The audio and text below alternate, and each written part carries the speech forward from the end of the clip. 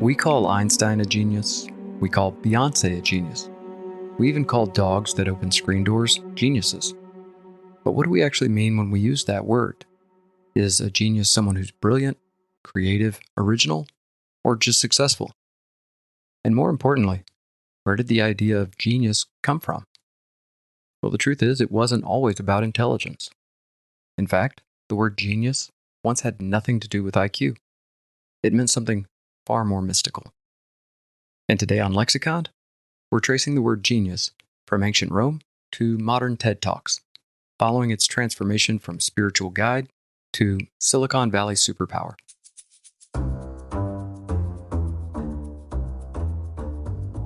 Welcome back to Lexiconned, the podcast that digs through the layers of language to find the real origins, the ones hiding behind the myths. I'm your host, TJ, and today we are unlocking the surprising history of the word genius. From sacred spirits to standardized testing, it's going to be brilliant. Now, the English word genius comes directly from Latin, and the Latin genius comes from the verb genere, meaning to beget, to produce, or to bring into being. This root concept of generation wasn't limited to physical birth. It encompassed everything like creativity, origin, and the sustaining force behind existence. In ancient Roman religion, a genius wasn't a person at all. It was actually a protective spirit, and every man had one. Women had a Juno, and places had genius loci, or the spirit of the place. Now, these spirits were thought to accompany individuals from birth, guiding their fate, personality, talents, and their destiny throughout life. In Roman religious belief, a man's genius was considered a divine presence or tutelary force, unique to him, responsible for his vitality and his creative drive. Women, meanwhile, were associated with a counterpart spirit called a Juno, mirroring the goddess Juno herself as a protector of women. Now, beyond individuals, entire families, cities, professions, and even objects or places could have their own genius, hence the genius loci. Now, these spiritual forces were honored with offerings, altars, and ritual observances, especially on birthdays when a person's genius was traditionally celebrated. Think of it as a personal deity or cosmic fingerprint. So from the very beginning, genius was less about intellect and more about the spark of origination, what made life, what made the ideas, and even identity possible. It wasn't until the 18th century that genius started becoming internalized. Enlightenment thinkers like Immanuel Kant and Alexander Gerard began to describe genius as something inherent rather than external, a kind of innate creative faculty bestowed by nature. Now, Kant, in his Critique of Judgment, defined genius as the innate mental aptitude through which nature gives the rule to art. No longer a separate guiding spirit, genius was now redefined as a personal, biological asset, part talent, part temperament. And by the 19th century, the word genius evolved again, shaped more by Romanticism. So now genius was emotional, tortured, rebellious. Think Beethoven, Byron, or Van Gogh. The mad genius trope was born and quickly gained cultural momentum.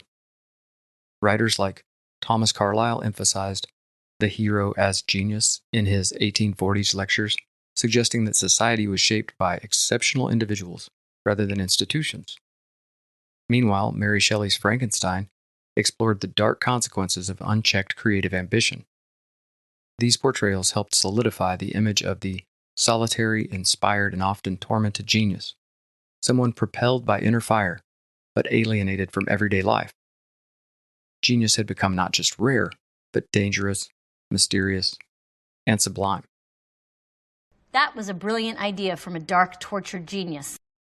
And then came the IQ tests, and genius suddenly became measurable, numeric, testable. The shift began in the early 20th century, with psychologist Alfred Binet developing the first intelligence scale in France around 1905. And although Binet himself was cautious about labeling children as permanently deficient, His work laid the foundation for what would later become the intelligence quotient, or IQ, and that was when Lewis Terman adapted it at Stanford in 1916. So, genius became tethered to a number, often arbitrarily. An IQ score of above 140 became the new shorthand for exceptional intelligence. The term genius was now formalized in academic contexts, stripped of its mysticism and steeped in statistics. The magic was gone, replaced now by bell curves and standard deviations. And today, we use genius to describe everything from tech billionaires to viral memes. It's a word stretched thin, used for marketing, awards, even pizza crusts, and some of the most memorable beer commercials ever. Real man of genius. Today we salute you, Mr. All-You-Can-Eat Buffet Inventor. Mr. All-You-Can-Eat Buffet Inventor. You've given us the real American. Yep, those are still impressively catchy. But despite its overuse, the word genius still carries weight. Calling someone a genius implies a kind of sacred brilliance, something beyond mere hard work. And in a strange way, that old Roman idea lingers, because even now, we talk about people being touched by genius, guided by their genius, or born with genius. So maybe those personal spirits never really left. We just stopped acknowledging them. So what have we learned?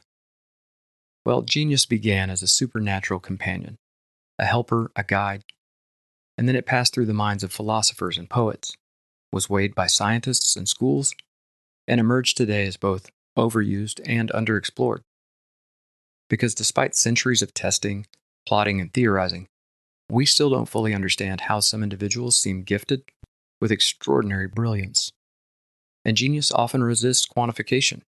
It emerges unpredictably across culture, art, science, and even childhood intuition. Perhaps the lingering mystery is what keeps the word so alive, because in a world obsessed with data, genius reminds us of the unmeasurable. So the next time you call someone a genius, think about what you're really saying. Are you witnessing brilliance, recognizing rare insight, or unknowingly invoking something much older, an ancient spark we still don't quite understand? That's it for this episode of Lexiconned. If you thought today's story was brilliant, well, consider leaving a review. It really helps. And tune in next week as we continue to explore the essence of everyday language. As always, Lexiconned is written, recorded, and produced by me, your Logophile companion, TJ Martin. Sources and additional credits are in the show notes. Thanks for listening.